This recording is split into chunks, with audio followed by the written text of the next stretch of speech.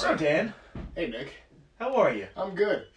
Welcome to our Friendsgiving episode, which ironically does not include any of our friends because they are out being productive members of society, unlike us. Yeah, that's why we're here today. It's more like a friends taking episode, if you ask me. So, as we said before, this is Dan. My name is Nick. Maybe, I don't know. And you're you. We kind of get it star-crossed every time we do the intro. So, Dan and I were thinking about the title of our show, and it's called Two Beards in a Pod. Clever. The reason why we only indicate that there's one pod is because we can't each afford our own pods. That would be too expensive. We actually share one pod, which is incredibly irritating. I mean, look at the size of the room we're in. I mean, we have to actually sit next to each other. This is terrible. It gives me the shakes. Grinds my gears. You know, really grinds my gears. So, want to start with the shout-outs? Sure thing. Excuse me. First and foremost, thank you to my mom Susan for watching and listening. Hopefully, you're going to figure out the YouTube app and watch the show while you drive to work so you can listen to it. He promised me, Susan, that if you can't figure it out, he's going to sit with you in the car and he's going to show you how to do it. Yes. That's a promise that I just made for him. Thank you for volunteering me for that. It's okay, Dan. Enjoy painting the house too, buddy. Oh, yeah. So, also, obviously, we have to thank Spark Creative. Spark Creative. Without Spark Creative, we would not be here. It's our parent company, obviously, so we may joke about it, call it Parked Creative and everything, but, you know, it did make this possible. We are kind of proud of it. Yeah. I mean, listen, there's always the future for us. We're working on it. That's all we can do at this point. So, there's a lot of things, obviously, to be thankful for. I mean, tomorrow's Thanksgiving. Absolutely. So, let's talk about how you're thankful about the competition you were just in last weekend. Yes. For those of you at home who don't know, one of my favorite hobbies is weightlifting. And one subsidiary of weightlifting is called Strongman.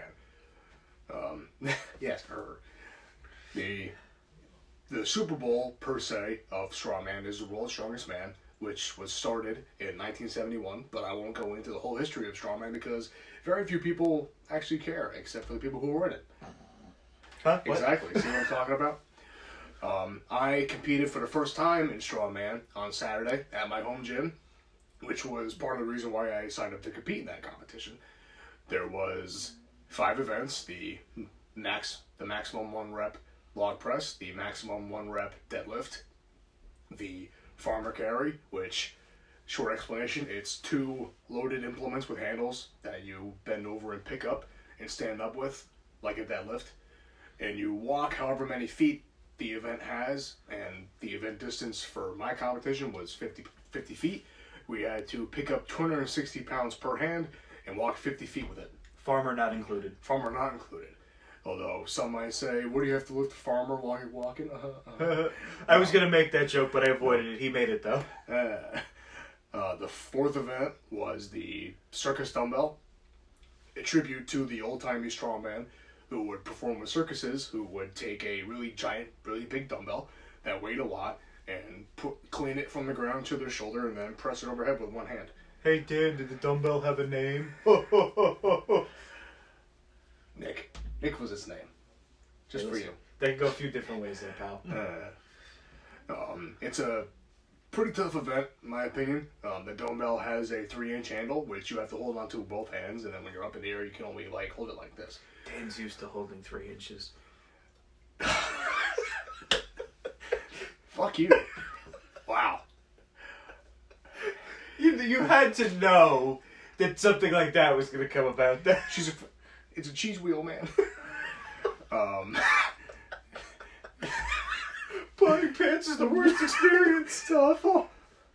And the 5th event was? The 5th event was the infamous Atlas Stones. Atlas Stones are like the one thing most people can attribute to Strongman, because on ESPN and other sports channels, they sometimes show reruns of old World's Strongest Man competitions, and the final event, usually the deciding event for each year, is the Atlas Stones. They're big concrete balls. It's literally, it's a globe. You're lifting... Well, it's a tribute to Atlas holding the world on his shoulders, so it's Atlas Stones.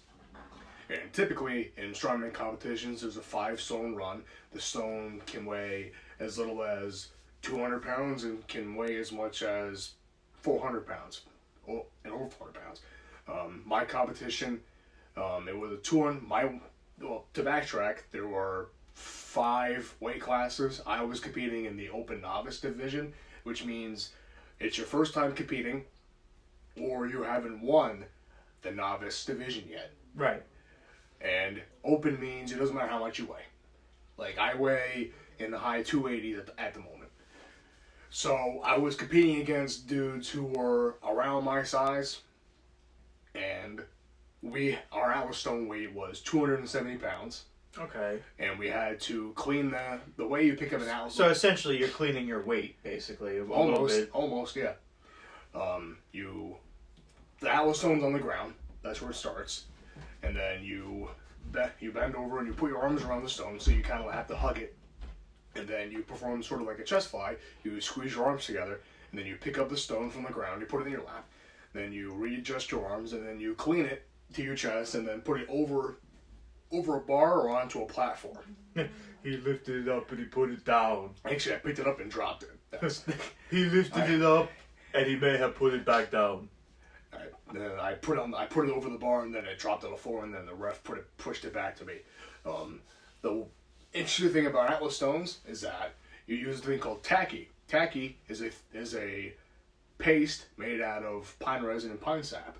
It's really, really, really sticky. And you put sleeves or duct tape on your forearms, and then you put the tacky on your hands and your forearms, so that when you use... So essentially, it's the buffer. It helps you hold it. It's just, but it's up to you to lift it. Oh yeah, the tacky sticks to the stone, so you have an easier time picking it up. Right. That's the only thing it aids in, because you have to be strong enough to pick up the stone, and you have to be strong enough to clean it to your chest and then put it over the bar. So it really just adds as an aid, just like any other kind of tool you would use to help you do something. All right, I got it. So what you're saying is the first time in public you've ever had balls on your chest, with everyone watching. Let's not talk about that. I really don't want to talk about the last time. The other times were heavier and harder. It was rough. It was rough. Okay. I'm proud to say that I finished 9th out of 15 guys in my division. So I finished in the middle of the pack, which is where I wanted to be. Shout out to my friend Blaze. His real name is Blaze. He won the division by a mile. He's a strong ass dude. Being able to compete next to him was a privilege, as well as the other guys who competed with me. It was a lot of fun, and I can't wait to do more and more and more. Sounded like it was an event. When you said you were in 9th at first, I thought you were going to tell me out of 8 people, and I was going to be like, Yeah, oh, nice try. because you're a dick. I know. But that's my thing. I mean, Yeah. you heard how many sexual jokes you somehow worked into just It that was part. actually at a 7, but they wanted to be nice to me. Dan, we made up an imaginary 8 people. You did okay.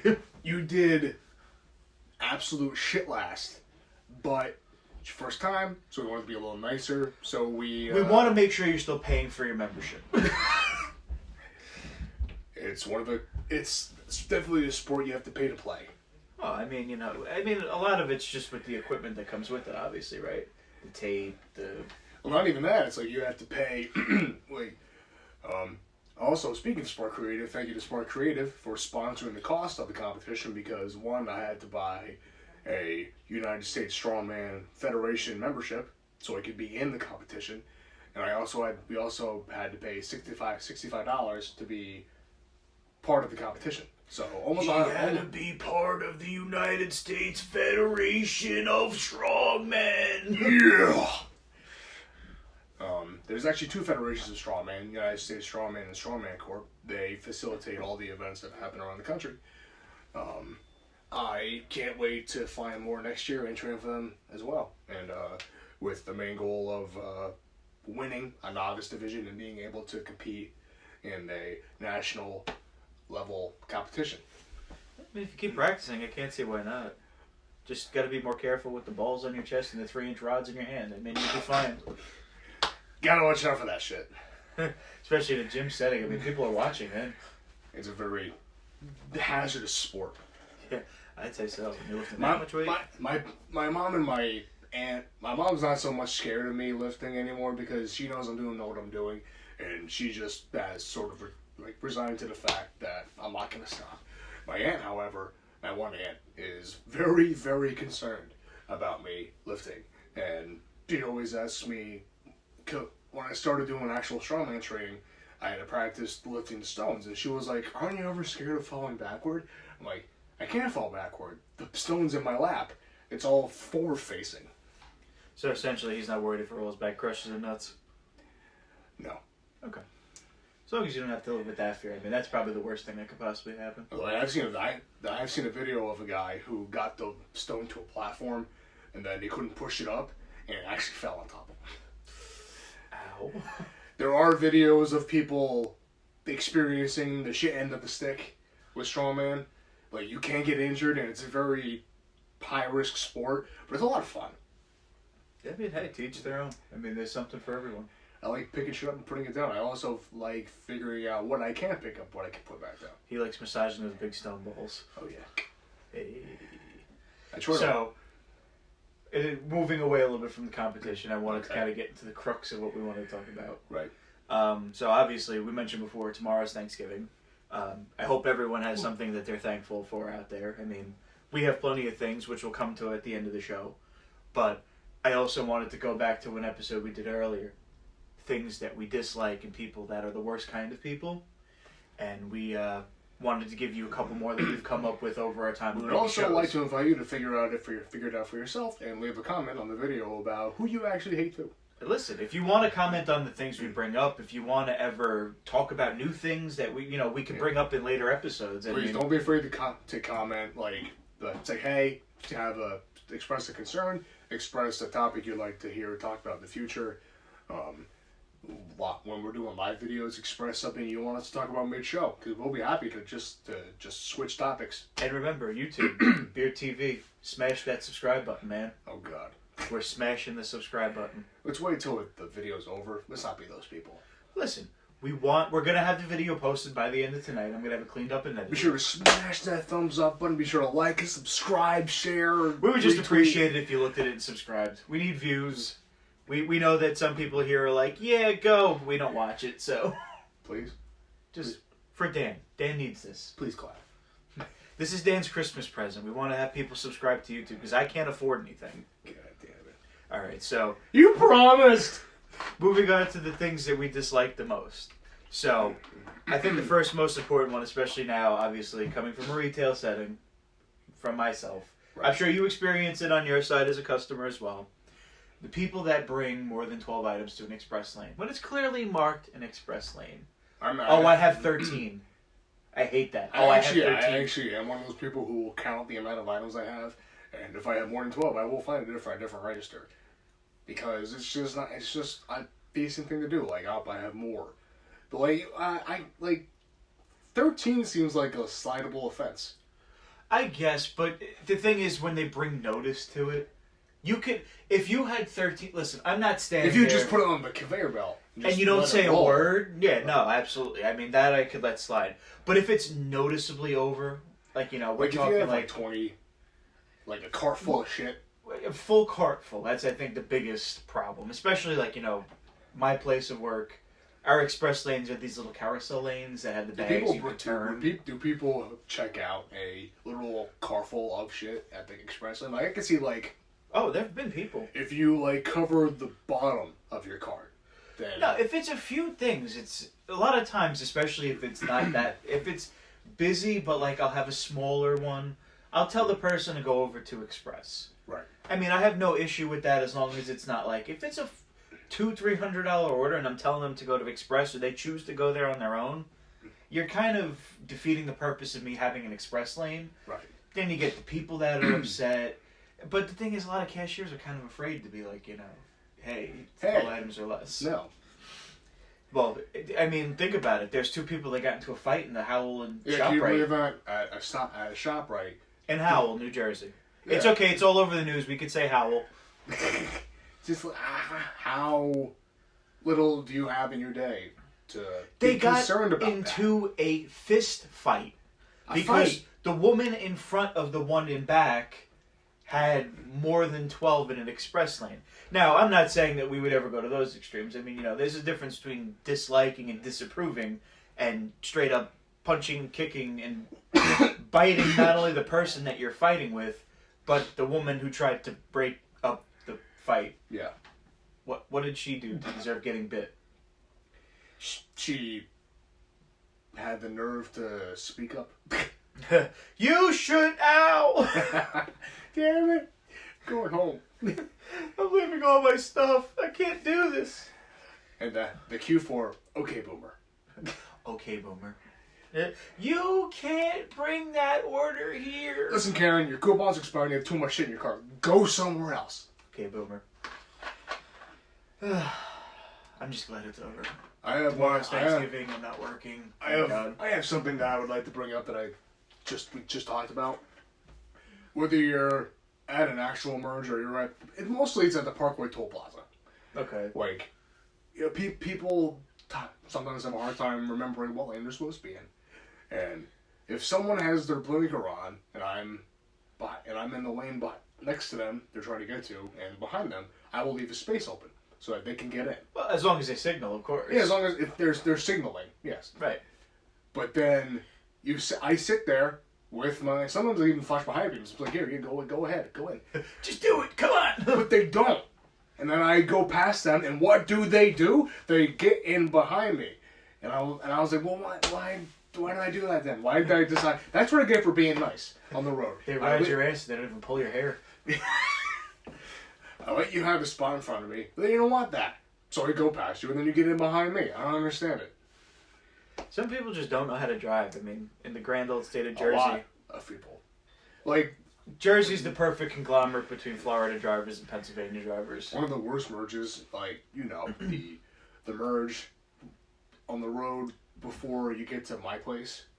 It's next to a Charlie Brown's. It's a really quick merge that's next to a fire station, and it's got a restaurant next to it. So there's an entrance to the restaurant at the end of the merge. Yeah, typically it's supposed to be left lane, right lane, left lane, right lane. It's supposed to alternate. Zipper merging. Like, yes. Alternating. It's literally the epitome of it because it closes from 2 to 1 lane. But nobody can do that.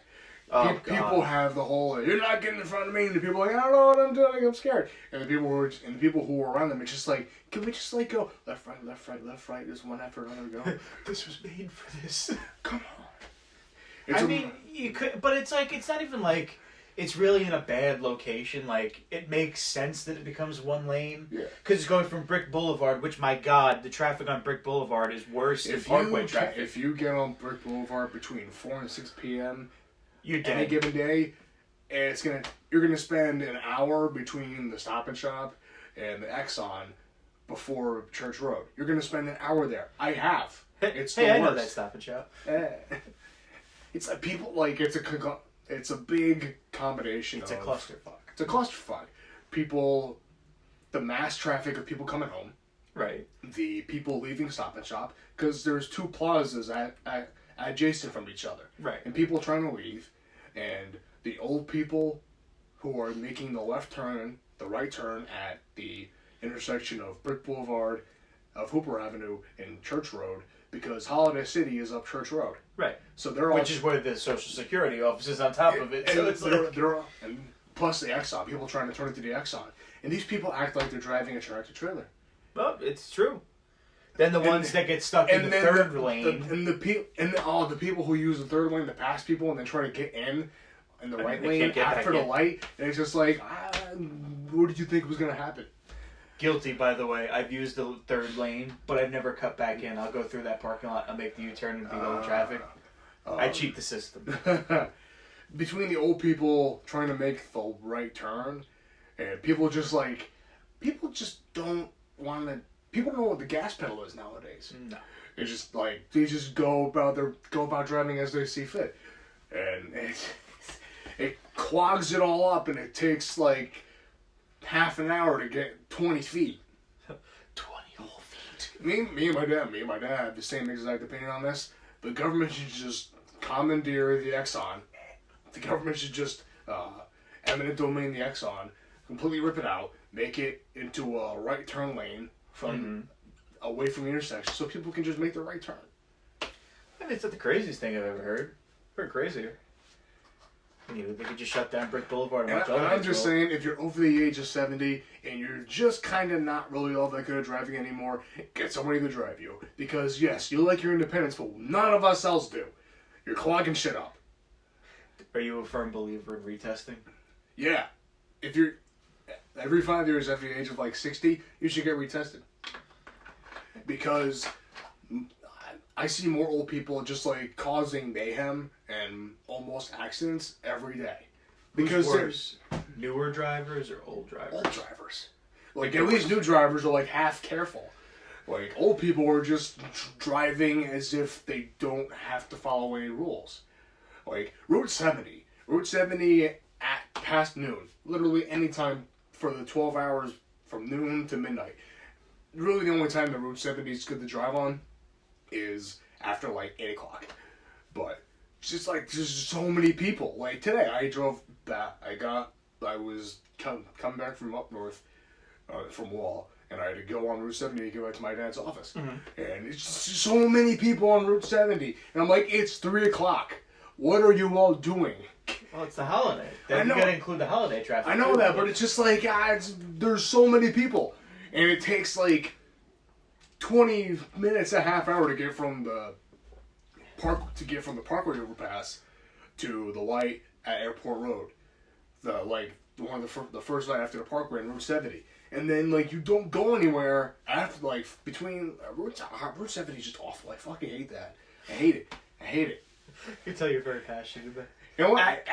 I just hate Lakewood. I hate Lakewood so damn much. Just saw it off the state and push it to the water. I digress. I can't. I'm going to get worked up talking about it. You're starting to sweat. I feel it over here, man. I need a sweat rag. Excuse me, we're going to have to fix my shirt. So.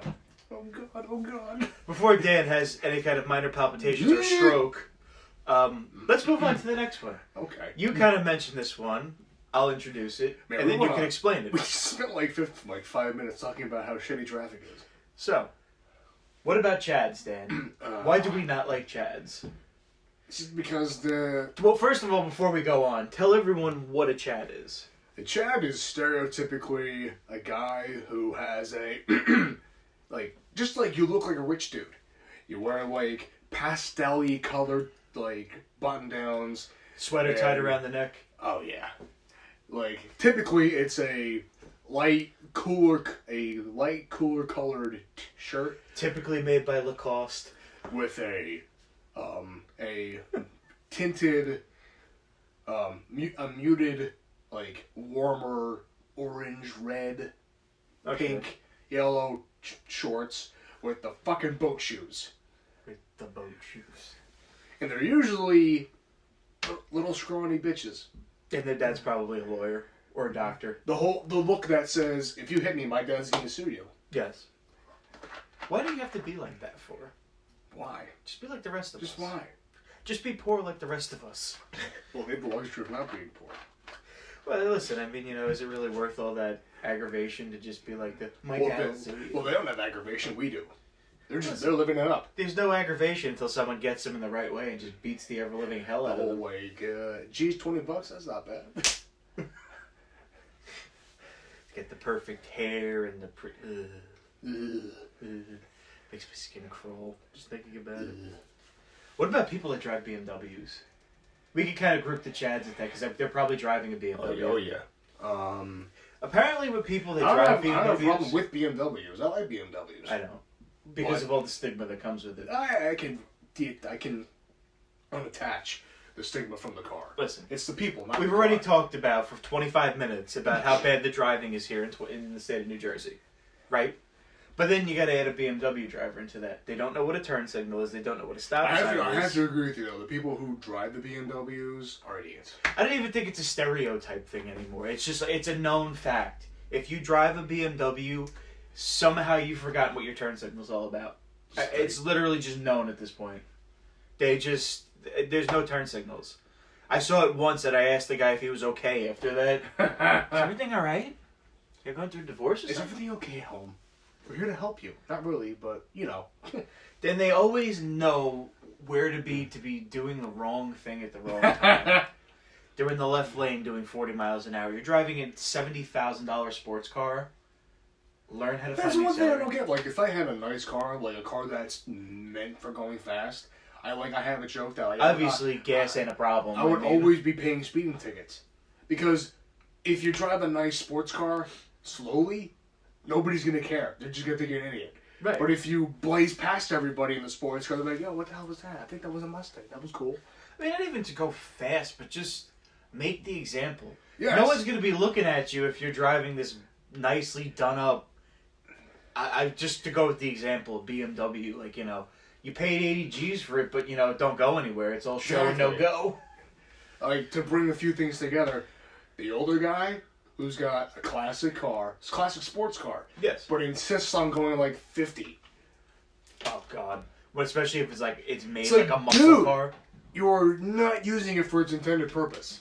Like, if you have a 60s sports car, An old Challenger, a like Mustang. an old school American muscle car, Charger. and you use it to go joyriding on Sundays or whatever, like even like you're probably retired, so during the week you're just going like 50. You're just destroying your I transmission. don't care what car you are, what car you have. I'm gonna think you're an idiot. Oh, yeah, absolutely. Especially if you spend that kind of money. It's If just I like, had a nice car like that, I would just be like smoking everybody. Smoking. Alright, I think that's enough aggravation on vehicles for the day. Ted's got to drive tomorrow, so I don't know if I really want to set the mood on that one. Well, I'm not driving tomorrow. I'm driving tonight. Oh, okay, we got to go there tonight. So, the one thing that gets on my nerves more than anything, and I posted something about it on Facebook, so I don't know if anyone else wants to follow me along on this one, if you all read it. I saw a few of you liked it. So, you know, if you like that, the least you can do is watch my show. A few. Once you graduate from college, they have, like, your name and number forever. The alumni stage. They have your name and number forever for whatever reason.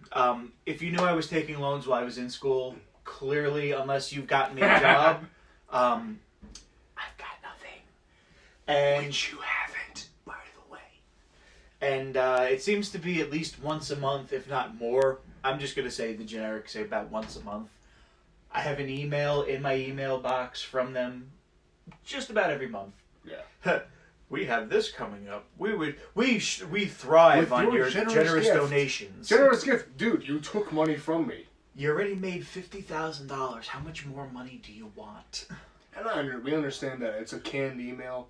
Like, it's not being sent to us personally. No, it's not personally being sent But by it's a the person. principle of the fact that we just took out a bunch of money to go to your school, and we don't even have a job in the field that we went to school for, and you want us to donate how much? They want you to borrow more, donating. We don't give a shit how you get the money. We just want more money from you. Can you spare a dime? Oh God, it's just I can't. It's just every month. I could say like every few weeks. I don't know if I get it every few. Maybe I'm just that ignorant to it, but at I least see- once a month.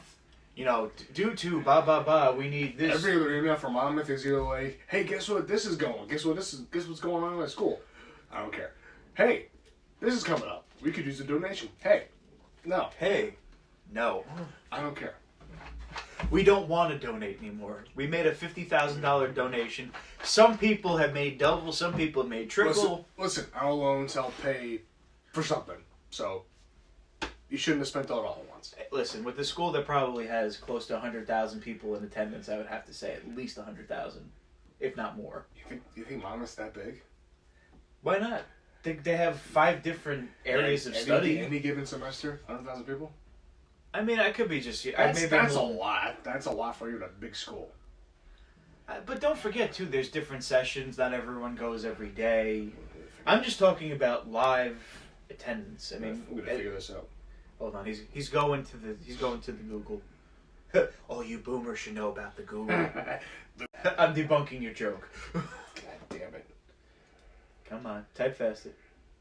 Mom is uterine cancer. What? I don't like you. What does it say? What does it say? Not even 6,500. Wow. Why Well, that was would you? in Why 2000 why would you think 100,000 people? I can understand that. I guess I forget that it's a private school. because a lot of state universities, I can imagine, probably have. Fun fact, students come from 30 countries and 30 states. Why would you come to New Jersey? You have places that have beautiful, picturesque beaches. You could go out of country. You cheaper. live in countries and states that we use to Photoshop pictures for our website. And yet you come to New Jersey to go to school. To a private university that charges you out to you-know-what. But why? But why? Fall 2018. I was way off. By a fucking lot. I'm just saying. I really thought it was like... I guess, 1,000 people does seem like a lot. I mean, if it's a condensed campus area, like... If you see like 20 people in one day, that's a lot. That's a lot. All right, Mom, if you win this round, but I'm still not donating. Neither am I. Dan can't afford to donate. Can't afford anything. He's going to have to sell his car. My friend Holly said we're streaming sideways. Are we really sideways right now? Hey. I fixed it too. Turn your heads. Make us do less work. God. I hate when and I fixed it too. God damn it. Hold on. I mean, this is kind of late. Hey, but thank you for watching, Holly. We appreciate it. Someone left me a voicemail. I wonder who that was. You can't do it the other way. God damn it. Apparently, it's saying that we can't shoot live, which is weird. Stupid. Hold on. Wait. So listen, as much as things may irritate you in life, as we've clearly gone through more than 10 things that ruin our days. A lot. Let's remember, in the spirit of Thanksgiving, there are things that obviously I hope everyone out there is thankful for. Yes. I'm thankful for my significant other, Callie, who kind of also helps make this show possible. I mean, she is the third leg that helps Spark Creative and Two Birds in a Pod stand on its own two. Basically, she's that third leg, the one that keeps you from falling flat on your face. Because if it was just us, it would be a lot fucking worse. Thankful for the family that I have, all these shows that we've done, the people that watch these shows. People. Thank you for actually paying attention and listening to Dan ramble. I only get this soapbox once a week. I gotta get it out. His parents told him he has to get out of the house, so he's here. Dan, listen, even though you don't live with us anymore, get out. Listen, please. We're worried, and we're worried about you. Your dad's starting to worry. That'll be a problem. When my dad starts to worry about me, that's when I know I have to fix something. What about you, Dan? I named a few things that I'm thankful for. I'm thankful for the fact that I met you a few years ago at Monmouth. Don't let that go to your head. I'm thankful for my family. I'm thankful for the fact that my mom's side of the family is as close-knit as it is, that we try to celebrate as many holidays as we can during the year. My mom's immediate family, her brothers, their families, and their parents do Easter, Thanksgiving, and Christmas. I'm thankful for all the friends I have. I'm thankful for the fact that we have this show and that we have Spark Creative. That even if we can't find jobs on our fields on our own, we have Spark Creative. I mean, the biggest thing I think is I'm thankful that we were able to close in on another year of doing somewhat fun stuff. Yeah. I mean, we've done a lot. I mean, you know. I'm thankful for the fact that I was able to compete in strongman for the first time, the first of many competitions. Well, in conclusion, I think I hope everyone, even if you want to comment that, tell us what you're thankful for. I mean, speaking of family, what holidays? What do your family do on holidays? Pretty much Thanksgiving was always just, it flip-flops. There's a couple times that we've had it here at our house. It's basically the traditional multi-course with all the appetizers, the turkeys after. We throw back and forth between doing a turkey and a ham this year. I think it's just going to be a turkey. The only thing I am disappointed about this year is the fact that we are not doing pasta. But we have tortellini soup, so it kind of subs. Pasta? Yeah, we do pasta almost every holiday, bro. No, you're Italian. So. No. When you do Dyson.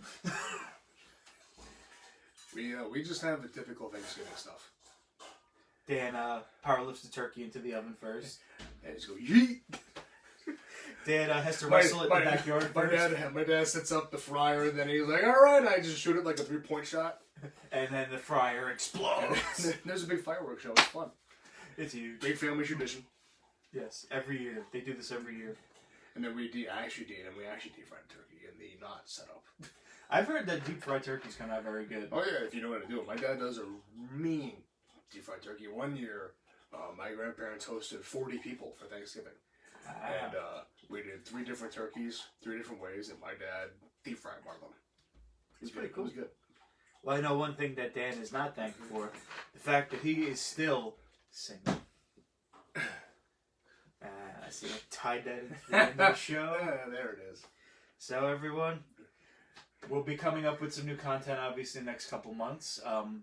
We're hoping to do a few different varieties of show. We have some different YouTube series ideas. So, Dan, why don't you present your idea? Because I'll throw mine out there as well. Well, we're both fans of a famous YouTuber named the LA Beast. Answer our direct messages, LA Beast. Dude. Obviously, I'm a big fan of eating, and I also enjoy the concept of eating challenges and competitions. So it's going to be called Eat This with Dagan. It'll be part of Beard TV on YouTube. Remember, subscribe. Yes, all of the aforementioned series and ideas will be part of Beard TV under the same umbrella. It'll be called Eat This with Dagan, and it'll be at different restaurants with different challenges. And the show is just going to be me seeing if I have the chops to do all the challenges. It's going to be great. Huge. I want to do something in conjunction with he's doing. If he wants to eat, I want to be the guy that cooks and bakes. And I'm going to be the guy that eats what he bakes and cooks. Cook this, bake this, eat this. I think they're all going to be cool shows. Obviously, in addition to our show. I mean, this is not going anywhere, but all of our ideas are something this. Food Central. Because if you haven't noticed, we're chubby guys. We're going to have one where we have Dan just grow a beard. We're going to call Beard It. I'm just like, It's going to be the time lapse over months. I'm not shaving. No. I mean, you can track the growth of a beard after, in addition to, but I'm not shaving. Oh, all right. Well, just to get the ideas out there, If you have ideas for shows that you would like to see, tell us, and we'll try to make them, because tell Dan, because then he won't do them. we are here to somewhat please. We're trying to branch out a little bit. We want to make this interesting. We want people to subscribe and let us know what they actually think. We're trying to be quote-unquote YouTubers. We're not really trying to be YouTubers. We're just trying to make fun out of... it's kind of hard to constantly forego ideas every week just to kind of be like, Dan and I usually the day before the episode, so what do you want to talk about this week? What the hell are we going to talk about this week? And it's usually like a half hour before the show. The thing is, unless something's really interesting happening in the world, it kind of like... And unless we have a guest on the show, it's basically us two going like, what do you want to talk about? What do you want to talk about? What do you want to I don't know. What do you want to talk about? This is going nowhere. Great. Well, anyway, my name is Nick. My name is Dan. Dan is still single. Look forward to our new shows, hopefully coming up soon. December also, we're going to be doing some episodes with hopefully some Santas on the episodes. Yes. We're going to do some, keep it interesting. Let us know what you guys think. Obviously, subscribe to us on YouTube, if you could. We're called Beard TV. Be sure to subscribe to the channel for future content. Yes. And we're on TikTok as well. 2 Beards in a Pod on TikTok. Yes. Dan does funny videos with Christmas music. Yes. Well, you filmed the video. Yes. And we're probably going to do that shortly after this. And with that, we hope you all have a happy Thanksgiving and a good holiday season to come. We'll be new content. Just keep looking for the new content. Just look. Just keep looking. Refresh every day. Just every 10 minutes. Refresh. It's like email. We just refresh it constantly. Enhance. All right. Want to send this off?